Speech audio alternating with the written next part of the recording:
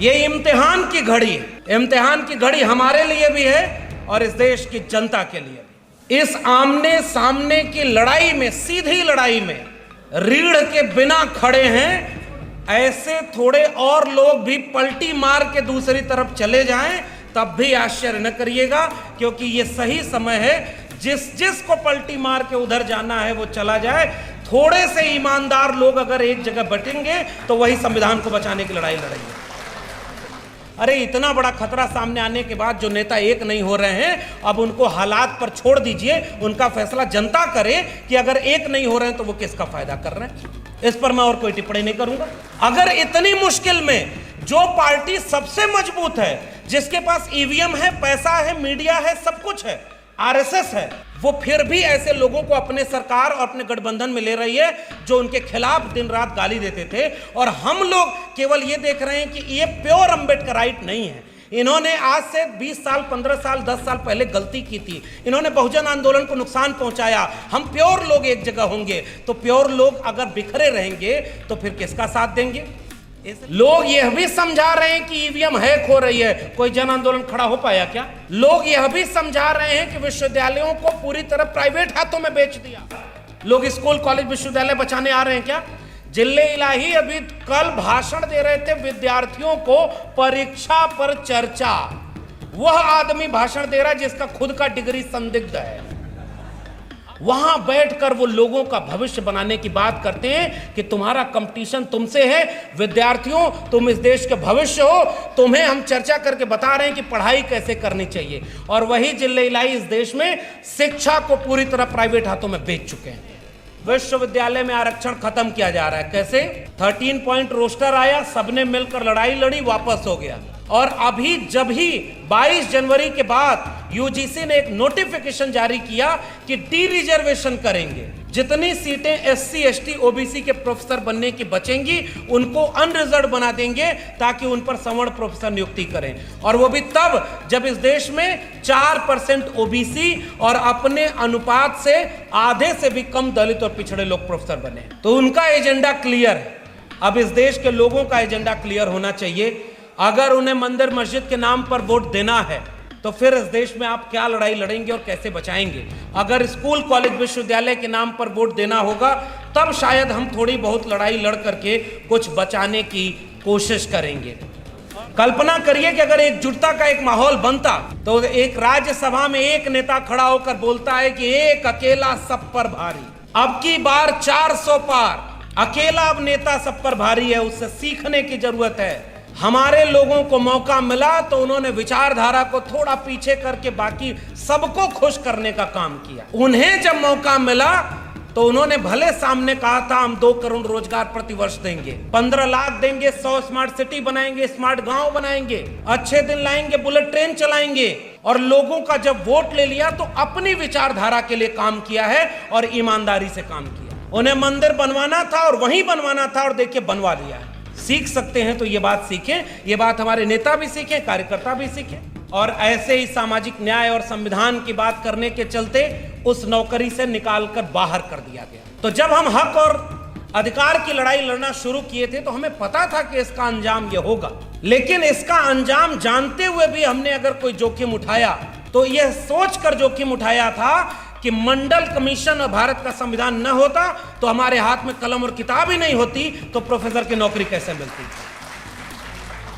बहुत सारे प्रोफेसर लोग वहां बैठे हुए हैं, देश में बहुत सारे बुद्धिजीवी हैं, और सब लोग अगर अपनी जिम्मेदारी निभाने लगे तो फिर कौन संविधान को छेड़ सकता है। लेकिन हकीकत यह है कि इतने मुश्किल वक्त में आज कौन सा खतरा सामने नहीं है। रोज ईवीएम पर प्रेस कॉन्फ्रेंस कर रहे हैं हमारे साथी लोग। ईवीएम उनके हाथ में है, मीडिया उनके हाथ में है, सोशल मीडिया को वो कंट्रोल कर रहे हैं। उनके पास 1000 संगठन है रोज जो गांव तक पहुंच रहे हैं।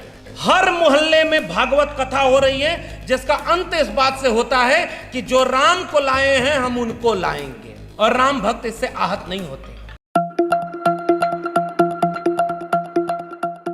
द पीपल पैगाम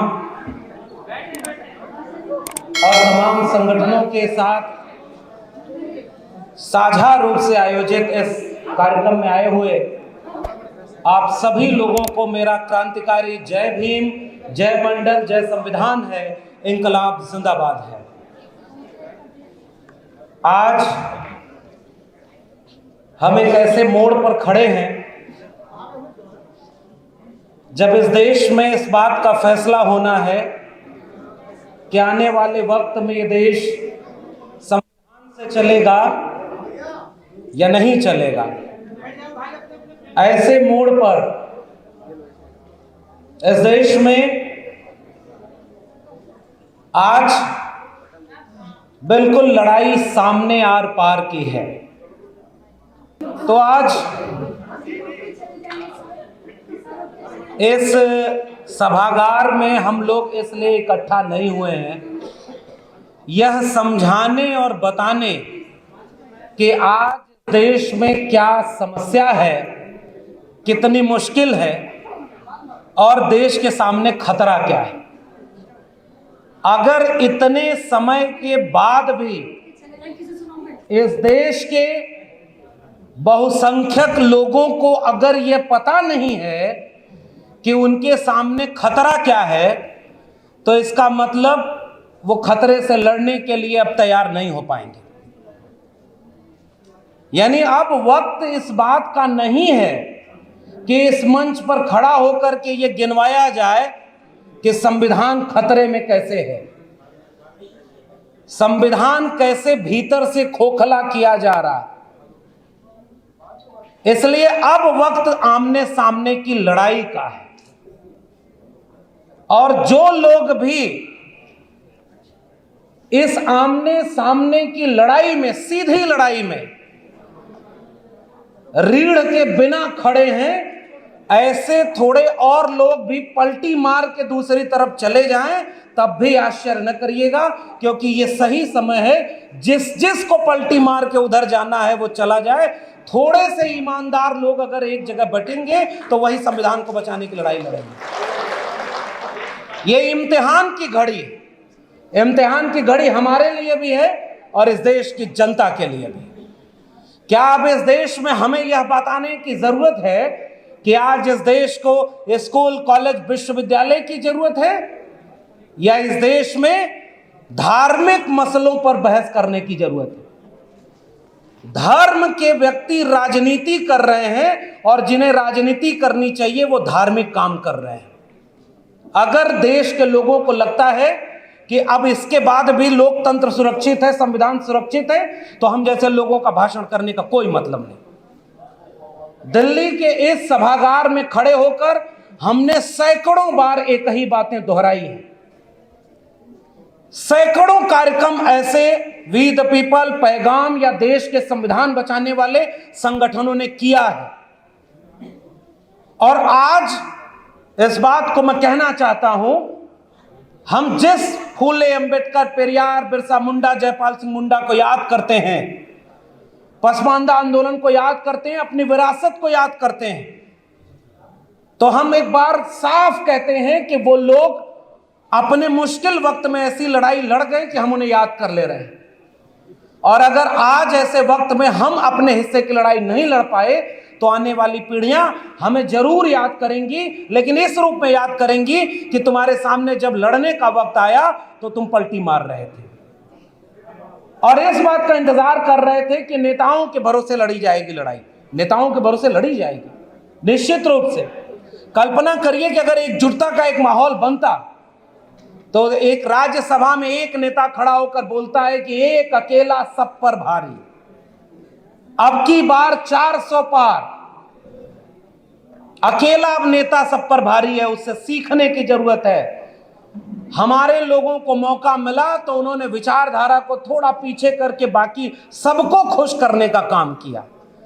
उन्हें जब मौका मिला तो उन्होंने भले सामने कहा था हम 2 करोड़ रोजगार प्रतिवर्ष देंगे, 15 लाख देंगे, 100 स्मार्ट सिटी बनाएंगे, स्मार्ट गांव बनाएंगे, अच्छे दिन लाएंगे, बुलेट ट्रेन चलाएंगे, और लोगों का जब वोट ले लिया तो अपनी विचारधारा के लिए काम किया है और ईमानदारी से काम किया।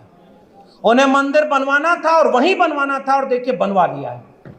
सीख सकते हैं तो ये बात सीखें, ये बात हमारे नेता भी सीखें, कार्यकर्ता भी सीखें।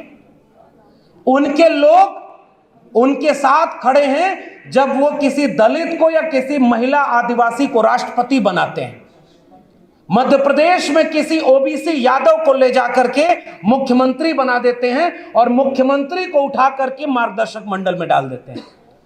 यानी वो अपनी विचारधारा को लेकर के बिल्कुल स्पष्ट है।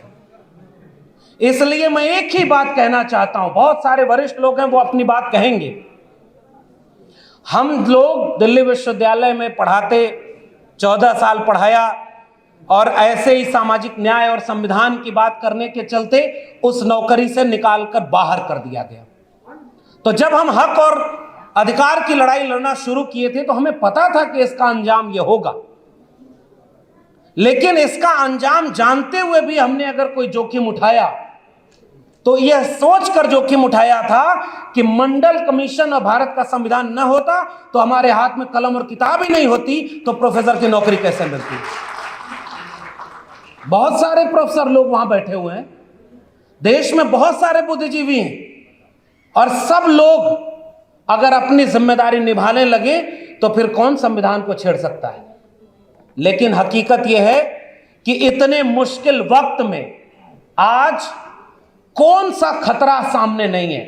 रोज ईवीएम पर प्रेस कॉन्फ्रेंस कर रहे हैं हमारे साथी लोग, ईवीएम उनके हाथ में है, मीडिया उनके हाथ में है, सोशल मीडिया को वो कंट्रोल कर रहे हैं, उनके पास हजार संगठन है जो गांव तक पहुंच रहे हैं। हर मोहल्ले में भागवत कथा हो रही है जिसका अंत इस बात से होता है कि जो राम को लाए हैं हम उनको लाएंगे, और राम भक्त इससे आहत नहीं होते।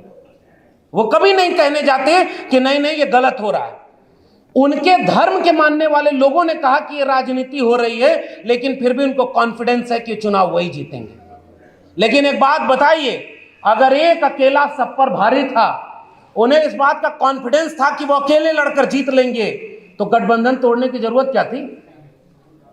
वो कह देते दिल्ली से कि हमें इनकी जरूरत नहीं है, हम अकेले बिहार में लड़ेंगे और किसी को हमें अपने साथ लेने की जरूरत है। और वो भी ऐसे लोगों को जिन्होंने कहा था मिट्टी में मिल जाएंगे, जहर खा लेंगे, अब उनके साथ नहीं जाएंगे।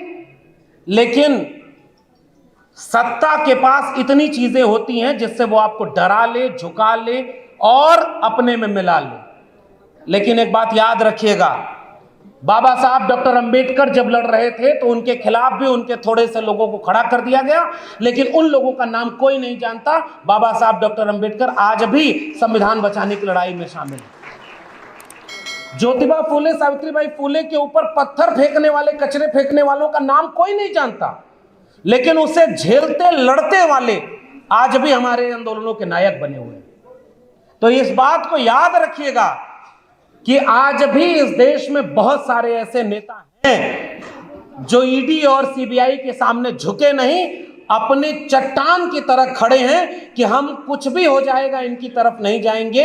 ऐसे लोगों को न्यूनतम सहमति पर अधिकतम एका बनाने का दौर है। और मैं एक गुजारिश करके जा रहा हूं क्योंकि बाकी लोग भी अपनी बात कहेंगे। गुजारिश इस बात की, आज अगर हम यहां खड़े होकर के वही बातें दोहराएं, विश्वविद्यालय में आरक्षण खत्म किया जा रहा है, कैसे 13 पॉइंट रोस्टर आया, सबने मिलकर लड़ाई लड़ी, वापस हो गया। और अभी जब ही 22 जनवरी के बाद यूजीसी ने एक नोटिफिकेशन जारी किया कि डी रिजर्वेशन करेंगे, जितनी सीटें एससी एसटी ओबीसी के प्रोफेसर बनने की बचेंगी उनको अनरिजर्व बना देंगे ताकि उन पर सवर्ण प्रोफेसर नियुक्ति करें। और वो भी तब जब इस देश में 4% ओबीसी और अपने अनुपात से आधे से भी कम दलित और पिछड़े लोग प्रोफेसर बने। तो उनका एजेंडा क्लियर है। अब इस देश के लोगों का एजेंडा क्लियर होना चाहिए। अगर उन्हें मंदिर मस्जिद के नाम पर वोट देना है तो फिर इस देश में आप क्या लड़ाई लड़ेंगे और कैसे बचाएंगे। अगर स्कूल कॉलेज विश्वविद्यालय के नाम पर वोट देना होगा तब शायद हम थोड़ी बहुत लड़ाई लड़ करके कुछ बचाने की कोशिश करेंगे। और मैं जिस मोहल्ले में रहता हूं, एक बार वहां पर 11 भागवत कथाएं एक साथ हो रही हैं और हर जगह धर्म का माहौल बनाया हुआ है, और वहां पर उनके एजेंडे में वो काम पर लग गए हैं। और हमारे लोग अभी गांव-गांव तक नहीं पहुंच पाए हैं कि अच्छा बचाना है तो कैसे बचाना है। हमारे लोग कहते हैं कि इस पार्टी ने ये गलत किया हमारे साथ, उस पार्टी ने हमारे बहुजन आंदोलन को नुकसान पहुंचाया, इस नेता ने ये नुकसान पहुंचाया, उसने ये नुकसान पहुंचाया, और सब मिल करके किसी एक पार्टी को फायदा पहुंचा रहे हैं। वरना 85% कहने वाले लोग आज कहां सरकार में हैं? और अगर इसको हम नहीं समझ पाए तो आप किस चीज की लड़ाई और किसके दम पर लड़ेंगे, मैं यही सवाल करना चाहता हूं। पाखंड और अंधविश्वास में अब इस देश को पूरी तरह डुबोया जा चुका है। मैं इलाहाबाद में पढ़ता था तो इलाहाबाद में एक बार कुंभ मेला लगा था। वहां पर एक आदमी, वहां सारे लोग जल चढ़ा रहे थे, तो वहां कहा गया कि यहां जल चढ़ाएंगे तो पितरों को मिल जाएगा जो लाखों किलोमीटर दूर पर है।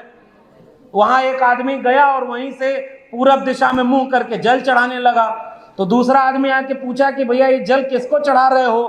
तो उसने कहा आजमगढ़ में हमारा खेत है और वहां गेहूं में पानी नहीं भर पाए थे, वहीं पानी चढ़ा रहे हैं। तो उस आदमी ने कहा कि इलाहाबाद में पानी चढ़ा रहे हो, 250 किलोमीटर दूर तुम्हारे खेत में पानी कैसे जाएगा? तो कहा हमने देखा यहाँ 2.5 करोड़ किलोमीटर दूर पितरों को पानी यहीं चढ़ाने से पहुंच जा रहा है, तो हमारे खेत में पानी क्यों नहीं जाएगा? ऐसे तर्क करने वाले लोग अब इस देश में या तो जेल में हैं या अब बोलना बंद कर चुके हैं। बहुत थोड़े से लोग हैं जो इस तरह की बातों को समझ और बोल पा रहे हैं, क्योंकि अब हमारे गांव के लोगों को पता ही नहीं कि आरक्षण कैसे छीना गया। उनको पता ही नहीं कि इस देश में दलितों, पिछड़ों, आदिवासियों के साथ अन्याय क्या हुआ था। उन्हें चिंता ही नहीं कि उनके विश्वविद्यालयों में कितने प्रोफेसर बने बैठे हैं और प्रोफेसरों को कैसे निकाला जा रहा है। हमें नौकरी से निकाल दिया गया। डॉक्टर रितु वहां आंदोलन कर रही हैं, उनको साजिश करके निकाल दिया गया। प्रोफेसर रतन लाल बैठे हुए हैं, आज तक इनका प्रमोशन नहीं हुआ। हमारे यहाँ जितने लड़ने वाले लोग हैं उनको नौकरी से निकाला जा रहा है और हम बचा नहीं पाए। तो सवाल 2-4 लोगों की नौकरी बचाने का नहीं है। हम भी जब लड़ रहे थे तो हमें पता था कि हमारी नौकरी चली जाएगी, मगर हमें इस बात का एहसास था कि हमारी नौकरी रहे या जाए, हमारा करियर बर्बाद हो या बच जाए, इससे ज्यादा बड़ा सवाल यह है कि इस देश का संविधान बचेगा या नहीं, और उसके लिए हम ये लड़ाई लड़ना चाह रहे हैं। तो अगर 24 के बाद इस देश में संविधान नहीं बचा तो जितने लोगों को लगता है कि मेरे कॉलर तक अभी आंच नहीं आ रही है, मेरी नौकरी सुरक्षित है, हमारा घर सुरक्षित है, तो हम बार बार एक बात कहते हैं, जलते घर को देखने वालों, फूस का छप्पर आपका है, आग के पीछे तेज हवा है, आगे मुकद्दर आपका है। उनके कत्ल पे मैं भी चुप था, मेरा नंबर अब आया, मेरे कत्ल पे आप भी चुप हो, अगला नंबर आपका है। और अगर अब बिल्कुल समय नहीं बचा है, मैं केवल एक आह्वान करके आपसे विदा लेना चाहूंगा। एक ही सूत्र है। लोग यह भी समझा रहे हैं कि ईवीएम हैक हो रही है, कोई जन आंदोलन खड़ा हो पाया क्या? लोग यह भी समझा रहे हैं कि विश्वविद्यालयों को पूरी तरह प्राइवेट हाथों में बेच दिया। लोग स्कूल, कॉलेज, विश्वविद्यालय बचाने आ रहे हैं क्या? जिले इलाही अभी कल भाषण दे रहे थे विद्यार्थियों को, परीक्षा पर चर्चा। वह आदमी भाषण दे रहा है जिसका खुद का डिग्री संदिग्ध है। अभी तक क्लियर नहीं है कि कितना पढ़े हैं, चौथी पास हैं या बीए एमए किए हैं, इंटायर पॉलिटिकल साइंस किए हैं। मैं उन पर कोई टिप्पणी नहीं करना चाहता हूं। वहां बैठकर वो लोगों का भविष्य बनाने की बात करते हैं कि तुम्हारा कंपटीशन तुमसे है, विद्यार्थियों तुम इस देश के भविष्य हो, तुम्हें हम चर्चा करके बता रहे हैं कि पढ़ाई कैसे करनी चाहिए। और वही जिले इलाही इस देश में शिक्षा को पूरी तरह प्राइवेट हाथों में बेच चुके हैं। वो विद्यार्थियों को नहीं बताएंगे, ये हमें बताना होगा ना, वो तो सरकार में है। इसलिए स्कूल, कॉलेज, विश्वविद्यालय बचाने की लड़ाई हम नहीं लड़ पाए, अगर संविधान को बचाने की लड़ाई नहीं लड़ पाए, जाते जाते केवल एक बात, बिहार से एक आवाज निकली थी, वह आवाज पूरे धर्म की राजनीति के सामने चुनौती थी, और वो आवाज थी जाति जनगणना की। एकमात्र मुद्दा था जो धर्म के मुद्दे पर हावी था। और आज भी मैं एक पैगाम आपके इस पैगाम के मंच से देना चाहता हूं, पूरे देश के लोगों को आह्वान करना चाहता हूं। एक मुद्दा अगर हम बना लें, उसके साथ ईवीएम जोड़ लीजिए, उसके साथ स्कूल, कॉलेज, विश्वविद्यालय जोड़ लीजिए, वो है जाति जनगणना। जिसकी जितनी संख्या भारी उसकी उतनी हिस्सेदारी। और इसके लिए जरूरत केवल इतनी है, दलित को दलित से लड़ा रहे हैं, ओबीसी को ओबीसी से लड़ा रहे हैं, अभी मैं बैठा था तो हमारे पास एक सज्जन आए और कहे कि बहुजन नेताओं को एक करने के लिए हमें कुछ करना चाहिए। अरे इतना बड़ा खतरा सामने आने के बाद जो नेता एक नहीं हो रहे हैं, अब उनको हालात पर छोड़ दीजिए, उनका फैसला जनता करे कि अगर एक नहीं हो रहे हैं तो वो किसका फायदा कर रहे हैं। इस पर मैं और कोई टिप्पणी नहीं करूंगा। अगर इतनी मुश्किल में जो पार्टी सबसे मजबूत है, जिसके पास ईवीएम है, पैसा है, मीडिया है, सब कुछ है, आरएसएस है, वो फिर भी ऐसे लोगों को अपने सरकार और अपने गठबंधन में ले रही है जो उनके खिलाफ दिन रात गाली देते थे, और हम लोग केवल ये देख रहे हैं कि ये प्योर अम्बेडकराइट नहीं है। इन्होंने आज से 20 साल, 15 साल, 10 साल पहले गलती की थी, इन्होंने बहुजन आंदोलन को नुकसान पहुंचाया। हम प्योर लोग एक जगह होंगे तो प्योर लोग अगर बिखरे रहेंगे तो फिर किसका साथ देंगे? इसलिए केवल एक गुजारिश, 10 बातें अगर हैं, 10 में 6 जगह हमारा झगड़ा हो सकता है, अगर 4 जगह हम एकजुट हैं तो आइए 4 मुद्दों पर एक जगह खड़े हो जाएं।